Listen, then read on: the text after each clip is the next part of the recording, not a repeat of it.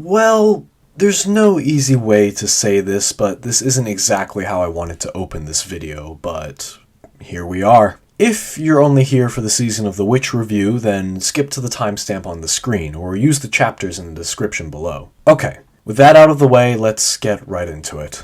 Any and all articles used in the research of this video are linked in the description below. This video was originally meant to just review the Season of the Witch, but as many, if not all of you know, there have been a massive shakeup at Bungie, with countless members of staff being laid off and content being delayed as a result of it. To be specific, on the 30th of October, Bungie laid off an undisclosed amount of employees from all sorts of departments, though it was estimated by Esports that around 100 employees were let go. The departments affected include production, editorial, community management, talent acquisition, and social media. Some notable members who were laid off include community manager and accessibility co-lead Liana Rupert, social media lead Griffin Bennett, and community manager Sam Bartley, alongside two notable veterans Michael Salvatore and Lauren McLeese, who had both been with Bungie for over 20 years, were among now those who are out of work. 2023 has certainly been the year for layoffs across most gaming companies. Dreams creator and fellow PlayStation Studios developer Media Molecule saw a reduction of 20 staff members earlier in October, alongside F1 manager Studio Frontier Developments, which was hit the same week. The Witcher and Cyberpunk 2077 developer CD Projekt Red has also undergone several rounds of layoffs as these studios restructure ahead of major development boosts. Some of the team have even started a union for Polish game developers.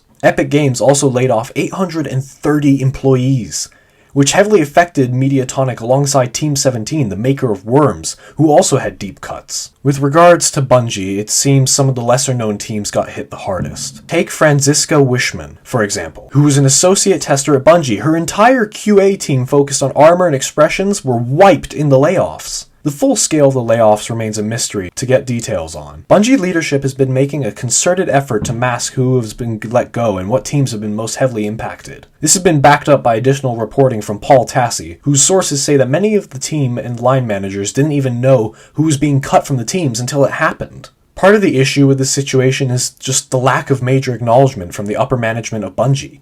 They've released little bits here and there, but nothing concrete. They claim that they kept the right people, but when someone like Michael Salvatore is gone, it really brings up the question of what defines the right person. So if by any chance someone affected by these layoffs is watching, I truly cannot express my sorrow enough for you. It is utterly disgusting how close to the holidays it is to have been told that you no longer have a job, and I truly wish you the best of luck out there. Any game studio that picks you up in the future would be lucky to have someone as talented as you working for them. Something truly heartbreaking that we've learned from the layoffs is that Bungie devs truly were listening to us the whole time. No, the meme "we're listening" was not a meme, but an actual statement from them. It was actually upper management that didn't let any of the healthy decisions go forward. Throughout this entire process, there's been non-stop reports of the final shape being delayed to 2024 alongside Marathon, even some saying Marathon is getting pushed back to 2025 at the earliest. Yet Bungie has not released any official word on these rumors. I've been seeing a lot of talk on Twitter about people suggesting Bungie just makes a D3, and to those people I have a single question for you. How? Yes, we know Destiny 2 was never meant to last this long when it launched under Activision, and it certainly has been infamous for having the worst engine to work with, but people really need to stop suggesting Age of Triumphs 2.0 or a free version of the 30th anniversary, because people, if you haven't noticed, Bungie no longer has the manpower to do that sort of thing. I believe something has been said to fit into the next season's long gap between the end of the story and the final shape's launch, but again, nothing concrete has been said from Bungie themselves. They even delayed the TWAB at some point, because they don't have anything to say at the moment. Part of the layoffs seem to come from Lightfall's performance and low pre-order numbers for the final shape, but why is Bungie surprised about this? Lightfall was terrible! If you want to check out my hour-long rant video about it, click the end card at the end of the video. So it really comes to no surprise when Bungie is holding stuff back during the reveal of Final Shape that people aren't going to be super hyped to pre-order the next expansion. Speaking of expansions, let's talk fatigue for a bit, shall we? Expansions, seasons, and no doubt episodes just aren't going to cut it anymore. This game is 10 years old and it's barely holding together. I'm not saying Destiny 3 is the answer, but At this point, I don't know what is. I don't think anyone really knows. The fatigue of the game is just too much. Bungie certainly isn't helping their situation when they're going around telling people that the final shape is aiming to be better than the Taken King and Forsaken, which, keep in mind, would have been absolutely torn to shreds if it was released today. So my hopes aren't that high when things inevitably get released. Yeah, I said it. Taken King isn't as amazing as you remember. Take off those rose-tinted glasses, gamers. Okay. To those that stuck through my rants and updates on what's happening, welcome to the season review section. To those that skipped here, well, enjoy, I guess. Season of the Witch was certainly an interesting one. As of writing this script, we have come to an end of the major story beats. Now, there is some stuff still left in the game dialogue-wise that hasn't been said, known via data mining, because I like to spoil myself at this point, I don't care anymore. But content-wise, I doubt we have much left. To summarize the story for those who skipped out, i.e. most of my friends who used to play this game, Goth Girl Eris strikes a bargain with Amaru to resurrect Savathûn after we deal with Xivu Arath, whom we need info from thanks to the reveal from Asa last season. Eris becomes the first human hive god and we tithe to her via the seasonal activity. Some weeks later, we face off against Xivu's champion, the Leviathan Eater, who we kill with absolutely no problems whatsoever. Oh shit. Oh shit, move.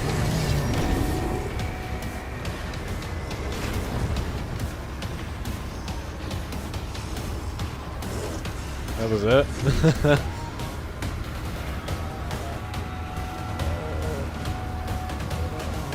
This enemy's coming.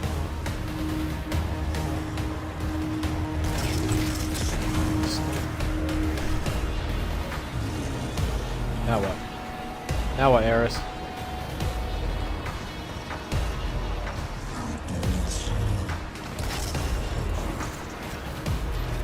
Eris. Something's supposed to happen. Am I missing an enemy?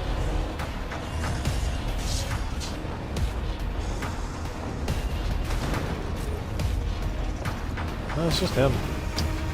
Great, it's broken. I don't want to wipe, but I feel like I have to. Alright, we're wiping this. See if this will reset it.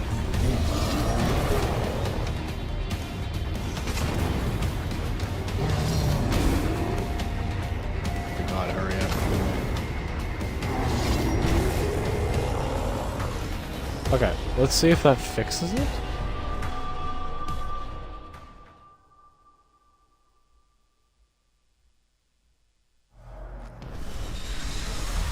I'm not happy that I have to restart it, but, you know, whatever.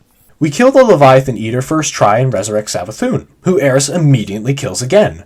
Eris then takes Savathûn's power and banishes Xivu Arath from her own throne world, and that's when Savathûn is allowed to wander free, but we get to keep Amaru as collateral. The story structure is the exact same as every season that came before, drip-fed over the course of several weeks. Good hook at the beginning, a mid-story around the halfway point, and a climactic ending.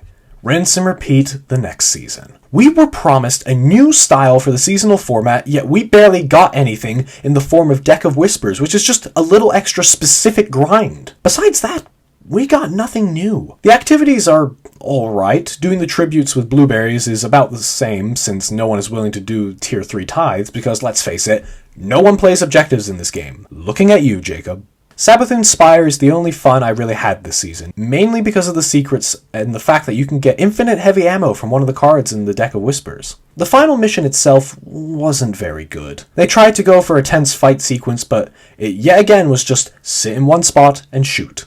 Now go find cover for a bit, sit in the same spot, and shoot again. I even managed to bug the damn encounter, so I had to redo the entire mission because checkpoints aren't allowed in a boss fight apparently. Bit of an oversight there, Bungie. There have been continued server issues, and, no surprise, when the layoffs happened, people started DDoSing the servers again. Cheaters are still rampant in Trials and PvP overall, but hey, you can buy shiny Halloween stuff in the store to make up for it. I know I've said countless times on this channel before, but I'm just so tired of the seasonal model, and I highly doubt episodes will be much different. Drip-fed content just isn't the play, and we have one more season of that crap to get through, so hey, raise a glass everyone to the long and painful death of seasons. But not the season pass nor the live service. They're still around because why the hell not? We need to make our money somehow.